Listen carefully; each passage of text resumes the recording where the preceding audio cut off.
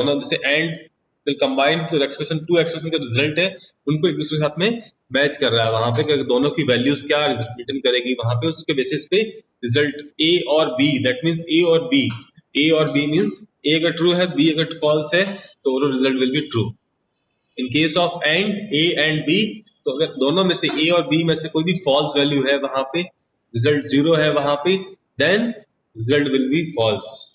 But in case of और कोई भी एक ट्रू होने पे आपके ओवरऑल रिजल्ट ट्रू हो जाएगा। तो हम आगे भी इसके एक्सप्रेशंस के एग्जांपल लेंगे। तो यहाँ पे देखिए और में यहाँ पे और नॉट जो करेगा यहाँ पे अगर नॉट लिखता हूं आगे इसके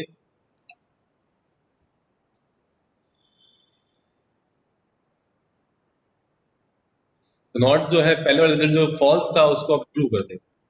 तो ओवरऑल रिजल्ट नॉट क्या करता है इनवर्स कर देता है जो रिजल्ट है आपका नॉट इसके आगे आप ट्रू वैल्यू के आगे नॉट लगा दिया that means true will be become a false and then false के आगे आपने नॉट लगा दिया फॉल्स वैल्यू के आगे तो then result will be true. तो यहाँ पे आपको इनवर्स करना है रिजल्ट को आपको चेंज करना है उस केस में हम नॉट यूज करेंगे। तो एंड मींस दोनों कंडीशन ट्रू होनी चाहिए और में कोई एक कंडीशन ट्रू होनी चाहिए नॉट विल बी इनवर्स करेगा वहां पे ट्रू को फॉल्स बना देगा फॉल्स को ट्रू बना देगा। तो ये सिंपल सी बात है वहां पे ज्यादा कोई टफ नहीं है।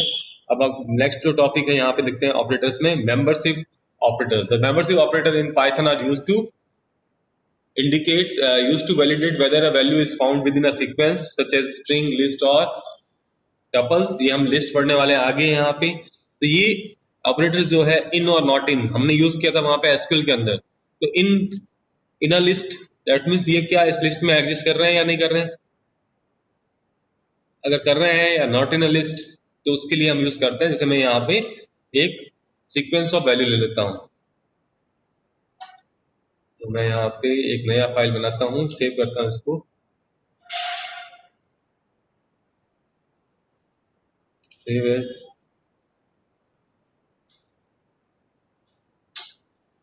bs8.py की जगह पे पाइथन फाइल सेव एक न्यू फाइल मैं यहाँ पे सिलेक्ट करता हूँ वापस मैं फोन साइज बड़ी कर देता हूँ। यहाँ पे मैं एक लिस्ट लूंगा लिस्ट इक्वल टू और स्क्वायर ब्रैकेट में कुछ वैल्यू लिखता हूँ 1 2 3 4 वैल्यूज। अब इक्वल टू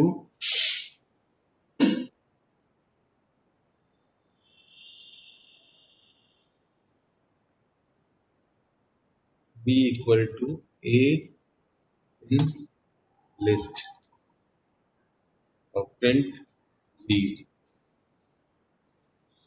तो यहाँ पे चेक कर रहा है a इक्वल टू देखो लिस्ट में क्या 4 वैल्यूज हैं 1 2 3 and 4 there are 4 values in a list variable then a equal to 5 that means a को हम सर्च करने वाले हैं लिस्ट के अंदर। तो लिस्ट a की वैल्यू जो है 5 क्या 1 2 3 4 इस लिस्ट में लिस्ट के अंदर एग्जिस्ट कर रहा है फॉल्स नहीं कर रहा है तो फॉल्स। अगर मैं लिखता हूँ a की value 4 that means 4 is lie in the list तो ट्रू आ जाएगा। तो 4 एग्जिस्ट कर रहा है यहाँ पे लिस्ट में बट 5 इंक्लूड नहीं कर रहा लिस्ट के अंदर दैट मींस फॉल्स।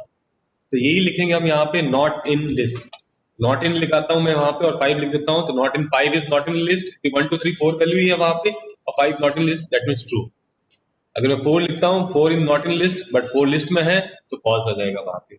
ये चेक करता है पर्टिकुलर रेंज के अंदर लिस्ट के अंदर। तो हम यूज करेंगे फॉर लूप जब नेक्स्ट हम यूज करने वाले हैं तब हम यूज करेंगे वहां पे इसको। So you have to simple see terms है प्रैक्टिस करनी पड़ेगी आपको कि कौन सा वेरिएबल कौन सा फंक्शन कौन सा ऑपरेटर क्या वर्क करता है वही के अकॉर्डिंग आपको वर्क करना है।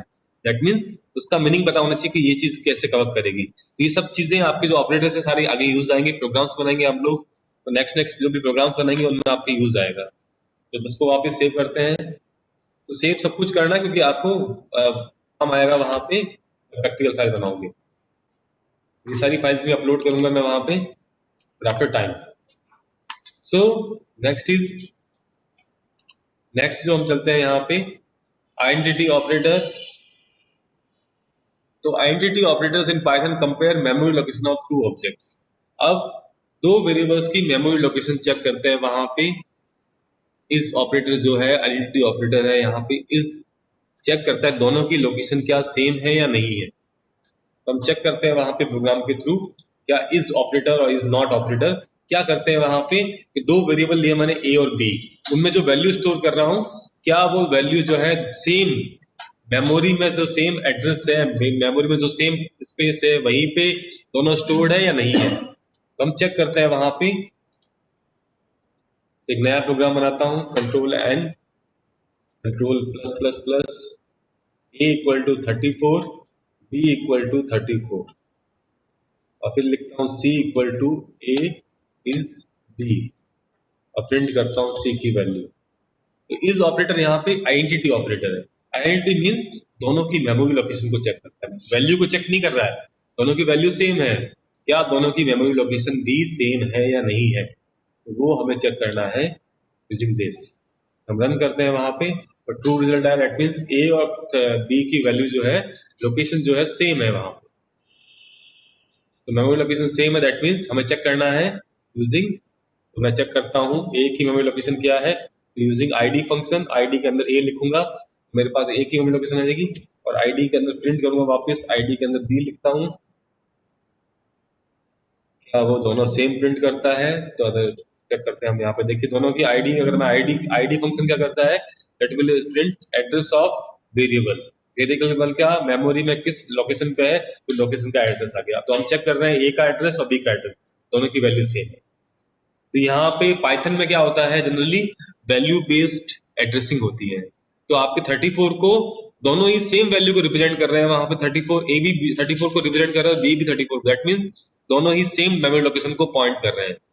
अगर मैं वैल्यू ऑफ बी को बढ़ा देता हूँ, देखिए यहाँ पे B equal to B plus 10 और अब मैं इस प्रोग्राम को रन करता हूँ, उस केस में देखोगे कि बी की लोकेशन जो है वो इंक्रीज हो गई है, वहां पे कुछ भी हो गई, देखिए तो ए की लोकेशन तो पहले वाली है 7, लास्ट में 90976, बट बी की लोकेशन अगर आप चेक करेंगे वहां पे तो वो चेंज हो गई, क्योंकि बी की वैल्यू जो है अब 34 प्लस 10 44 हो गई है। तो यहाँ पे वैल्यू बेस्ड एड्रेसिंग होती है, वैल्यू के बेसिस पे ही उसका एड्रेस, तो वैल्यू का एड्रेस है वहां पे, ए और बी का एड्रेस नहीं है, ए और बी तो उनको पॉइंट कर रहा है, तो ए 34 को पॉइंट कर रहा है, 34 कहाँ पे स्टोर्ड है, उसकी मेमोरी लोकेशन है 14072756327096 और बी 34 को पहले पॉइंट कर रहा था, दैट मींस दोनों ही सेम वैल्यू को पॉइंट कर रहे थे, और सेम वैल्यू पॉइंट करने का मतलब है यहाँ पे सेम वैल्यू है जो आपके मेमोरी में स्टोर्ड है 34, तो 34 को पॉइंट कर रहा है बी भी, और ए भी 34 को पॉइंट कर रहा है, that means same memory location को दोनों पॉइंट कर रहे हैं।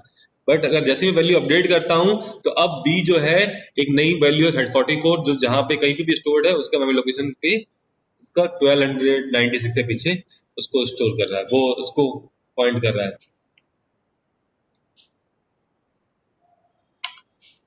तो इस तरह से वर्क करता है यहाँ पे इज ऑपरेटर। तो अगर दोनों की एड्रेसिंग मेमोरी लोकेशन सेम है, दैट मीन सेम वैल्यू को पॉइंट कर रहे हैं दोनों, तो उस केस में वो दोनों ही आपकी आइडेंटिटी है, सेम आइडेंटिटी है, अदरवाइज दोनों की आइडेंटिटी डिफरेंट है वहां पे। पंक्चुएटर्स यूज करता है वहां पे कुछ आपके स्पेशल सिंबल्स, तो implement the grammatical and structure of syntax following are the Python punctuator. ये सारे Python punctuator, single quote, double quotes, hash, comment के लिए आपकी, then backward slash, brackets, square brackets, curly braces, at the rate, commas, colon, dot, quotes है आपके apostrophe quotes, then equal to, semicolon, plus equal to, a compound एक assignment, a plus equal to, minus equal to, into equal to, division by equal to, slash slash equal to, तो ये आपके division वाला है यहाँ पे backward slash, तो ये फॉरवर्ड स्लैश, ये बैकवर्ड स्लैश, तो दो बार backward slash, then percentage equal to, and equal to, pipe symbol equal to, cap equal to, greater than equal to, greater than equal to, less than equal to, and into equal to, ये सारे आपके पंक्चुएटर्स हैं।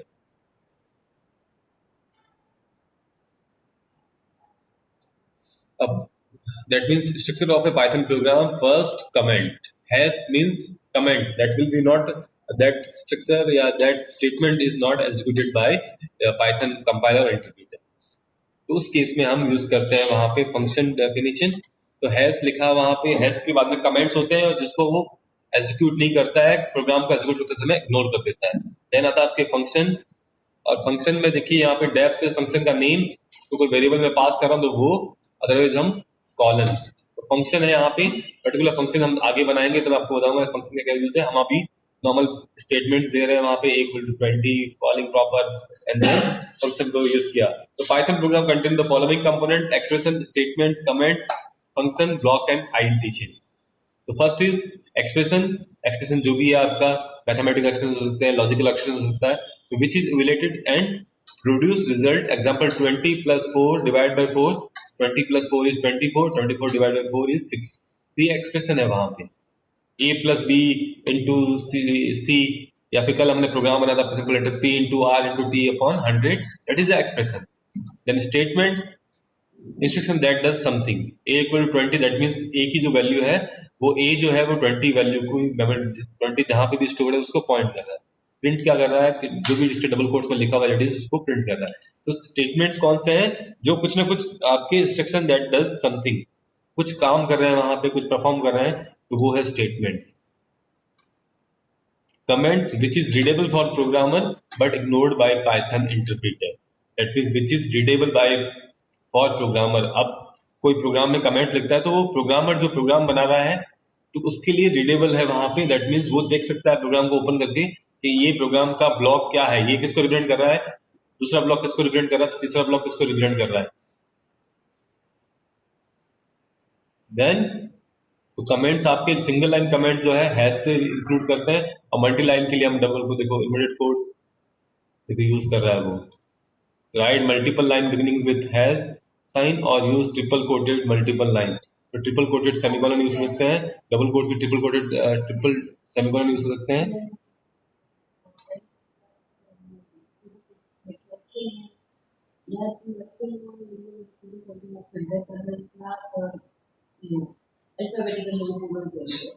बस उन्होंने save किया मन है उन्होंने किन सेव किया तो उन्होंने भीड़ पाचो पूरा पूरा करना मीटिंग में इतना फायदे निकले ये देखो रहे करना नहीं। मतलब आपने वो सेव एडिट करने वाला सेव किया था लेकिन So function a code that has some name। तो यहाँ पे function that will be a code, छोटा सा कोड होगा या बड़ा कोड है आपके depend on function that type of work आपको परफॉर्म करना है, उसके लिए फंक्शन डिजाइन करते हैं यहाँ पे, which can be reused। उसको हम reused भी कर सकते हैं वहाँ पे बाद में। Then block and identification, the group of statement is called block। that means बहुत सारे कमांड्स आपने अगर लिखे हैं एक ब्लॉक उसको बोलता है वो ब्लॉक। और यहाँ पे आइडेंटिफिकेशन यूज करता है यहाँ पे, जैसे यहाँ पे देखोगे कि ब्लॉक 1 जो है, कोई एग्जांपल में देखिए इसी आपके डेफिनेशन आपने प्रोग्राम लिखा वहां पे कोई फंक्शन लिखा है तो देखिए नेक्स्ट जो कॉलन लगाने के बाद में स्टेटमेंट्स का अलग अलग हो गया था, इसको बोलते हैं इंडेंटेशन। यहाँ पे जो है इंडेंटेशन है वहां पे स्पेसिस छोड़ दिया। दैट मींस ये जो 3 स्टेटमेंट्स है दैट बिलोंग टू की आर्क फंक्शन, इससे बिलोंग कर रहा है। बाकी सारे जो देखते हैं ये सारे एक ही सेम इंडेंटेशन पे है, तो ये आपके इस प्रोग्राम का पार्ट नहीं है। तो यहाँ पे हम डिफरेंट फंक्शंस, अगर बहुत सारे फंक्शन हम क्रिएट कर रहे हैं तो उनको हम इंडेंटेशन के थ्रू ही अलग करते हैं, वहां पे अलग से कोई सिंबल्स नहीं है। तो आगे हम पढ़ेंगे तो बताऊंगा मैं आपको कैसे आपकी। तो ये है variable is a name given to memory location. Variable जो है आपकी name given to any memory location, जो भी मेमोरी लोकेशन है उसको हम नेम दे रहे हैं, that is known as variable. Variable can be considered as a container which holds value. तो ये कंटेनर है that will hold a value, जो भी वैल्यू आप स्टोर करते हैं उसको होल्ड करता है वहां पे। Python is a type infer language, that means you don't need to specify data type of variable. अब टाइप इन्फर का मतलब है यहाँ पे कि आपको कई बार आपको बताने की जरूरत नहीं है कि वो किस तरह का वेरिएबल आपने डिफाइन किया है, डिक्लेयर किया वहां पे। तो आपको वेरिएबल को डिक्लेयर करने की रिक्वायरमेंट नहीं, जिस तरह की आप वैल्यू स्टोर करके वो वेरिएबल है उस टाइप का वेरिएबल बन जाएगा। Sum equal to none, that means a variable without a value. None का मतलब है उस सम में कोई वैल्यू नहीं है। a = 23 का मतलब इंटीजर वैल्यू स्टोर कर रहा है। b = 6.2 का मतलब फ्लोट वैल्यू स्टोर कर रहा है।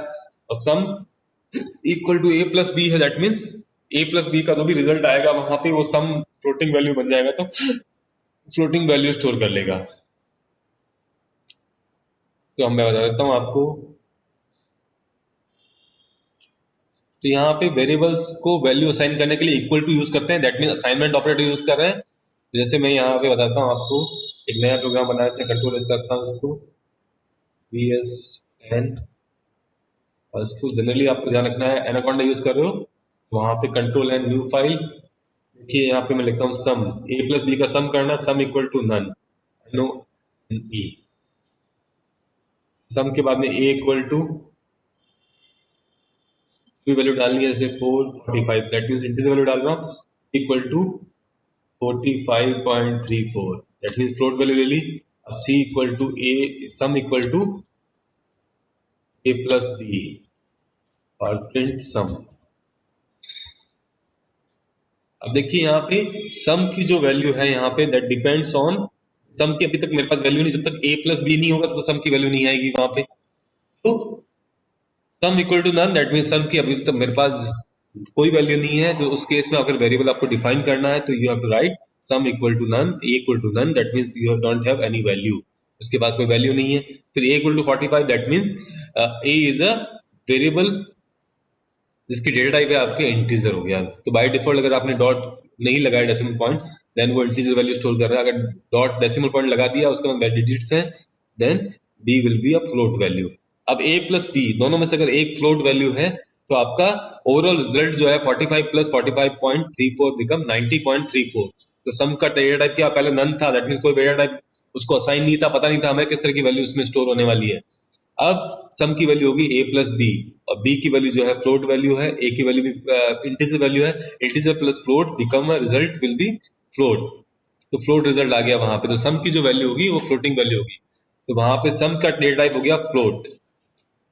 तो मैं इसको एग्जीक्यूट करता हूं तो देखते हैं 90.34 और 90.34 सम आपके जो है वो। तो मैं अगर प्रिंट करता हूं D type of some,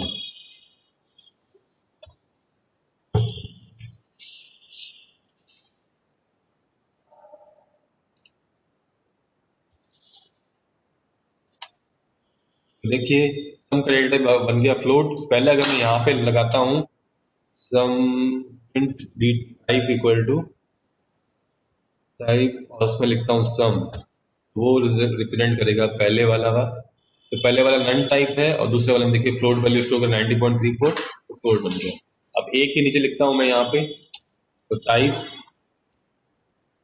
print type a, तो a की वैल्यू जो है आपके integer value, first integer value class int, that means a integer value store कर रहा है। अगर b के लिए लिखूंगा तो फ्लोट वैल्यू, सम भी आपके फ्लोट बन गया, पहले आपके नन टाइप था वहां पे।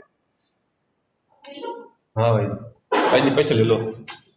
नहीं क्यों रहने दो वैसे।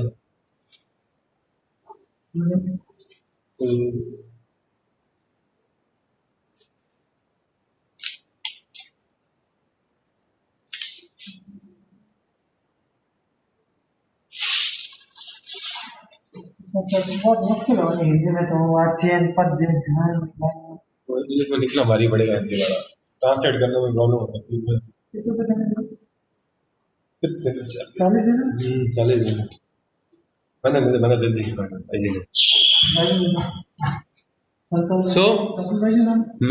सो इस तरह से आपको सारा कुछ ऐड करना है वहां पे। तो हमने जैसे ही यहाँ पे प्रोग्राम बनाया, तो आगे नेक्स्ट वापस देखते हैं।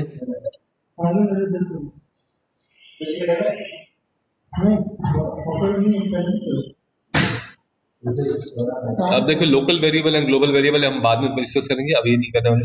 डायनेमिक टाइप बाइंडिंग का मतलब यहाँ पे है real type of variable depend और change upon the value assigned to variable on each next statement. तो x इक्वल टू 25 है यहाँ पे। अब बाद में अगर आपने x इक्वल टू पाइथन लिखा तो देन वो ऑटोमेटिकली चेंज हो जाएगा। देखिए मैं यहाँ पे देखता हूँ एक नया प्रोग्राम बनाते हैं कंट्रोल एन, और मैं इसमें सेव कर लेता हूँ BS11।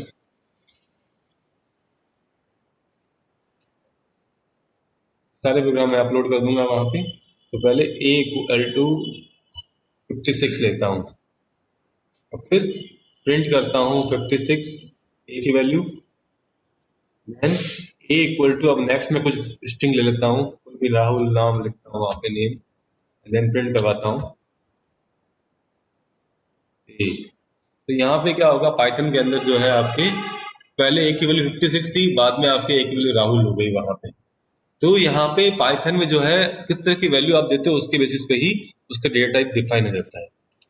तो data type of each variable depend on और change upon the value assign to a variable on each next statement. तो आपके हर एक स्टेटमेंट के अकॉर्डिंग डिपेंड करेगा कि एक ही वैल्यू किस टाइप की है।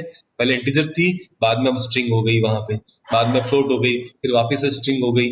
तो डिपेंड करता है किस तरह की वैल्यू आप उस वेरिएबल में असाइन कर रहे हैं, उसके अकॉर्डिंग ही उसका डेटा टाइप भी चेंज हो जाएगा। तो पहले ए की डेटा टाइप देखेंगे तो ए का डेटा टाइप है इंटीजर 56 स्टोर कर रहा है, दैट मीन्स। फिर A equal to Rahul, that means A will storing going to store string value, तो स्ट्रिंग वैल्यू स्टोर कर रहा है वहां पे ए। तो डेटा टाइप चेंज हो गया, वेरिएबल सेम है वहां पे, अभी भी ए को मैं रिप्रेजेंट कर रहा हूँ। तो ए की वैल्यू पहले इंटीजर थी, अब आपकी स्ट्रिंग हो गई। तो यहाँ पे डायनेमिक टाइप बाइंडिंग है, रन टाइम पे जिस तरह की वैल्यू आप स्टोर करोगे वहां पे, उसके बेसिस पे डेटा टाइप डिफाइन हो जाएगा।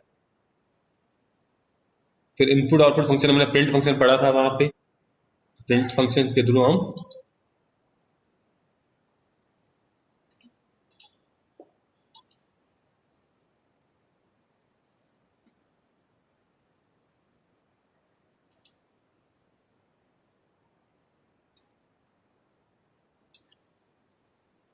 अब प्रिंट फंक्शन जो है आउटपुट डिस्प्ले करने के लिए आपको यूज आता है वहां पे, इसको भी सेव कर लो।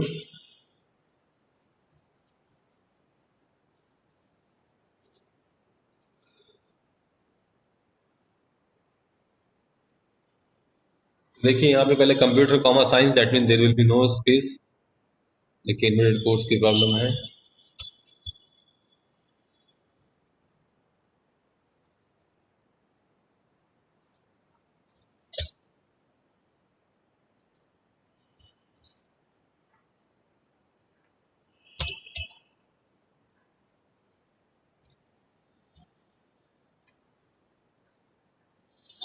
इसको रन करते हैं वहां पे। तो फर्स्ट देखिए computer control plus plus computer comma science, that means computer then science print करेगा स्पेस देके। फिर प्रिंट कंप्यूटर साइंस सेपरेटर जो है दोनों वर्ड्स के लिए, दोनों वर्ड्स को सेपरेट करने के लिए यूज कर रहे हैं हम separator and. By default space use करता है, एंड हम डाल रहे हैं यहाँ पे तो एंड आ जाएगा वहां पे कंप्यूटर एंड साइंस। फिर कंप्यूटर कॉमा साइंस सेपरेटर है एंड, और एंड में जब कंप्यूटर एंड साइंस होने के बाद में एंड में क्या लगाना है उसको लास्ट में, तो डॉट लगाएगा, कंप्यूटर एंड साइंस डॉट। तो लास्ट में फुल स्टॉप लग जाएगा वहां पे। तो एंड डॉट का मतलब यहाँ पे है एंड में स्ट्रिंग टाइप करने के, प्रिंट करने के बाद में एंड में क्या ऐड करना है और दोनों वर्ड्स को कैसे सेपरेट करेगा यूजिंग एंड। अभी खत्म होगी वो नहीं भाई अपना नोटिस